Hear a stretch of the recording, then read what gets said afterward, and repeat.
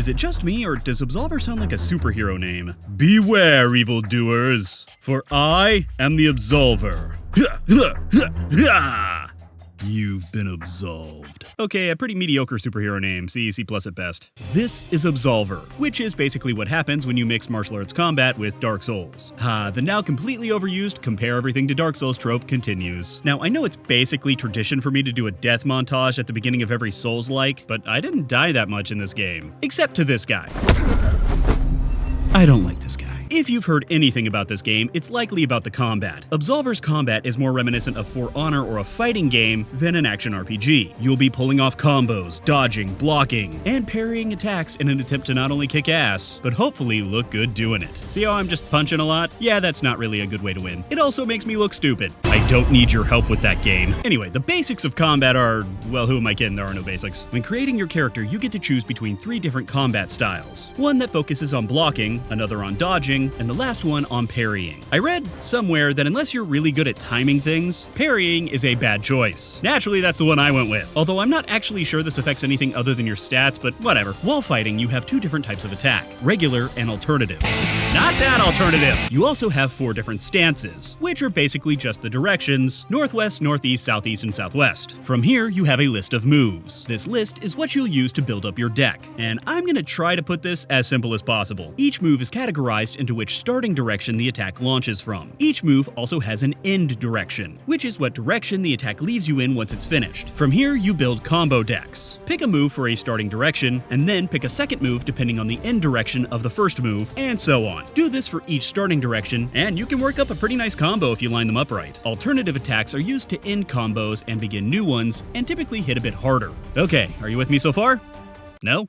Good! As you can see, there are a lot of moves in this game, and I don't know them all. So how do you learn them? By blocking, dodging, or parrying them when an enemy uses them against you. I really like that. That's pretty interesting. Blocking is as simple as holding the block button. Doing so will cost you stamina, and it allows you to slowly learn new attacks. Dodging is as simple as dodging, and parrying, well, that's where it gets a bit more complicated. You'll need to parry right before the attack hits, but you'll also need to choose which side the attack is coming from, left or right. Choose wrong, and you'll get hit. Choose right, and I don't mean always choose right because you'll end up dead. You know what I mean. And you'll parry, which stuns your enemy and allows you to learn new moves faster. There's also skills you'll obtain after defeating each boss. These heal you, stun enemies, push them backwards, etc. To cast them, you use these butt shards. Each skill costs a certain number of butt shards, so eventually you're going to run out. To refill these, you simply block attacks, parry attacks, or kill enemies. Now, while martial arts is cool, you're not just limited to your fist. You will gain weapons by fighting the bigger bosses in the game, which are time limited and also activated by your butt shards. There are random weapons scattered throughout the world, but they tend to break rather quickly. I didn't find myself using these much. That was probably a dumb move. And that is about as simple as I can explain combat. There's a lot more to it, but I don't understand all of it, so trying to explain it further would just be pointless. So now let's get that pesky Dark Souls comparison out of the way real quick. After a quick tutorial, you start up the game in a central hub, and have to choose one of a few directions to go in. The goal is to take out the 6 marked ones, and the 2 bosses so that you can challenge the big daddy of the game. So pick a direction and off you go. Along the way, you'll come across these little pillars that act as waypoints and refill your health. Kinda like a Souls bonfire. In fact, I'm just gonna call them Bon Pillars. The big difference here is that in Absolver, resting at Bon Pillars does not reset enemies. This is because in Absolver,